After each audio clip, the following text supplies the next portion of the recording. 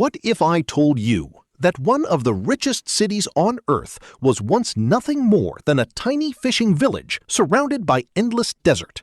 No skyscrapers, no luxury hotels, no millionaires, just sand, scorching heat, and a handful of families struggling to survive.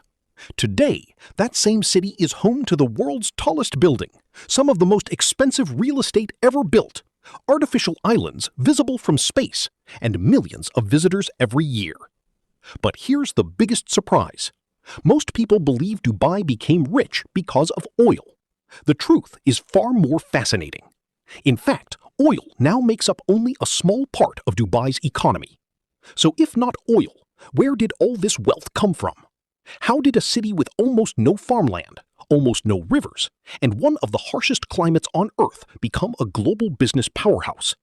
The answer involves bold leadership, enormous risks, brilliant planning, and decisions that completely changed the future of an entire region. Before we uncover that incredible transformation, take a second to subscribe to Beyond Maps. Every week, we explore the hidden stories behind the world's richest countries, greatest civilizations, and most extraordinary places. Now, let's travel back to where the story really began. By the middle of the 20th century, Dubai was still a small coastal town with limited resources. Most families depended on fishing, trading, and pearl diving. But the pearl industry had already collapsed after cultured pearls entered the global market, leaving many people without a reliable source of income. For many cities, this could have marked the beginning of a long decline. For Dubai, it became the beginning of a completely different future. Everything started to change when Sheikh Rashid bin Zayed Al Maktoum became the ruler of Dubai in 1958. Unlike many leaders of his time, Sheikh Rashid wasn't focused only on solving today's problems. He was constantly thinking decades ahead. He believed that geography could become Dubai's greatest advantage. Sitting between Europe, Asia, and Africa, Dubai occupied one of the world's most strategic trading locations. Ships had crossed these waters for centuries, but the city lacked the modern infrastructure needed to compete with larger ports. So instead of waiting for wealth to arrive, Sheikh Rashid decided to build the foundations that would attract it. His government borrowed money to deepen Dubai Creek, allowing larger cargo ships to dock. Many people thought the project was too expensive and too risky for such a small town. But the gamble paid off. As more ships arrived, trade expanded rapidly. Merchants from across the Middle East, India, East Africa, and beyond began choosing Dubai as a convenient place to buy, sell, and transport goods. The city was quietly becoming one of the region's busiest trading centers. Then, in 1966, something happened that changed everything. Oil was discovered in Dubai. For many countries, this would have become the main source of wealth for generations. But Sheikh Rashid made a decision that would separate Dubai from almost every other oil-producing city in the world. Instead of spending oil money on luxury alone, he invested it in roads, ports, electricity, schools, hospitals, and modern infrastructure. He understood one simple truth: oil would eventually run out. A strong economy didn't have to. That decision laid the foundation for the extraordinary transformation the world would witness over the next few decades. But the biggest leap was still ahead. Dubai was about to reinvent itself in a way that very few cities had ever attempted. By the early 1990s, Dubai had reached an important crossroads.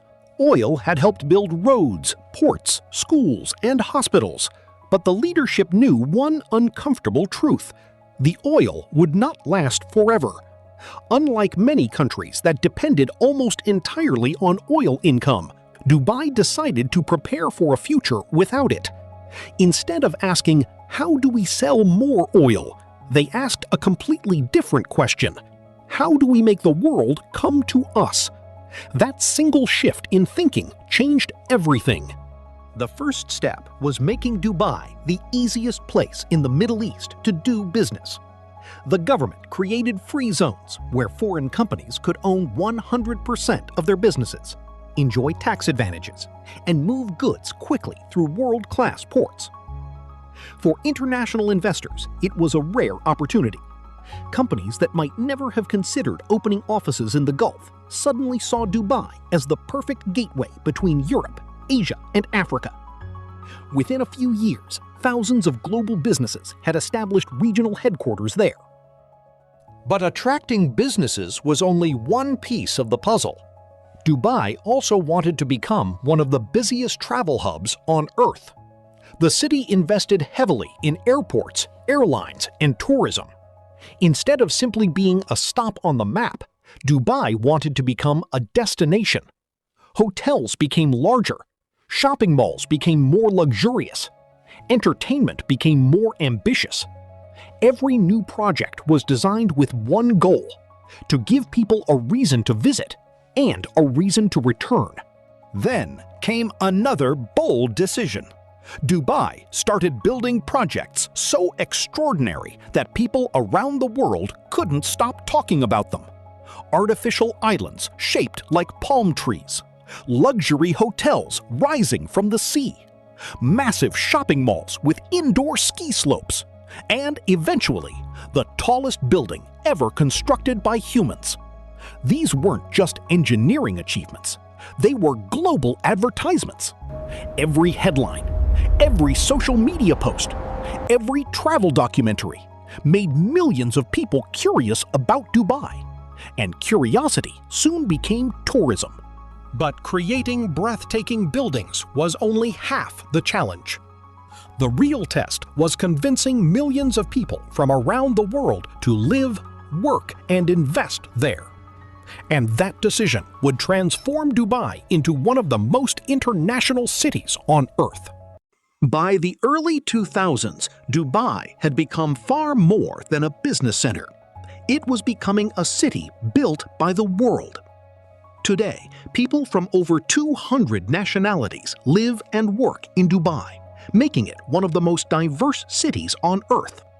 Engineers from India, entrepreneurs from Europe, investors from China, professionals from Africa, experts from North and South America. Each group brought new skills, ideas, and businesses that helped the city grow even faster. Dubai didn't rely on one population. It welcomed talent from almost everywhere. Another reason global companies felt confident investing was stability. Businesses value places where long-term planning is possible. Dubai built a reputation for reliable infrastructure, efficient public services, and a business environment designed to encourage investment. Modern roads, dependable utilities, advanced telecommunications, and streamlined administrative processes helped reduce many of the obstacles companies often face elsewhere. For investors, that meant more time focused on growth and less time dealing with bureaucracy. The city also invested heavily in quality of life. International schools attracted families. Modern hospitals expanded healthcare. Luxury neighborhoods, public beaches, parks, and entertainment districts made Dubai attractive not only for work, but also for everyday living. For many professionals, moving to Dubai wasn't simply a career decision. It became a lifestyle choice. As more businesses arrived, new opportunities followed. Finance, technology, real estate, logistics, tourism, aviation. These industries supported one another, creating an economy where growth in one sector often strengthened several others. This diversity made Dubai less dependent on any single source of income and helped it remain competitive even as global markets changed. Perhaps the most remarkable achievement wasn't the skyline. It was the confidence. People from every corner of the world were willing to invest billions of dollars, relocate their families, and build businesses in a city that, only decades earlier, had been a small trading settlement. That level of trust became one of Dubai's greatest assets. But despite all this success, one important question remains. Can Dubai continue growing in a world facing economic uncertainty, climate challenges, and increasing global competition? That answer may determine whether its extraordinary rise is only the beginning or the start of an even greater chapter. Every great success story eventually faces the same question: what comes next?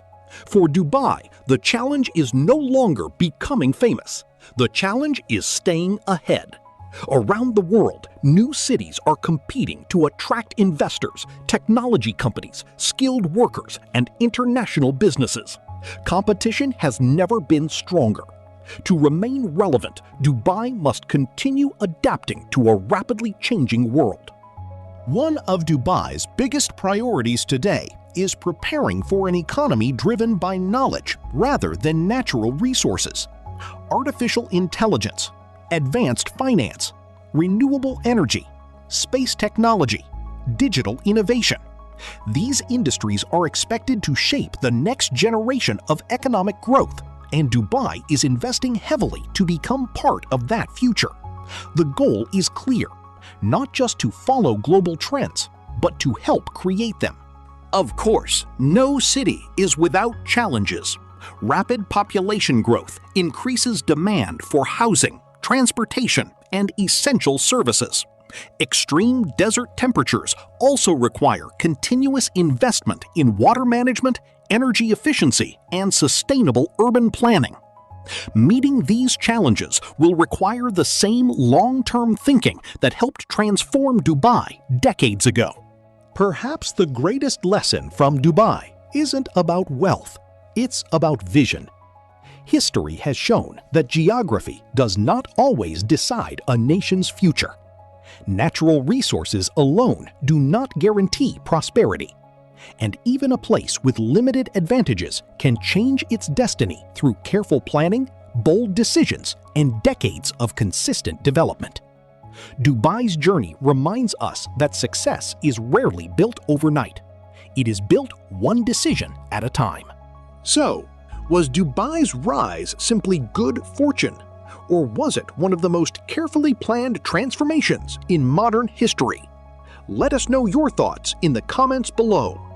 If you enjoyed this documentary and want more stories explaining how countries and cities change the world, don't forget to like this video, subscribe to Beyond Maps, and turn on notifications.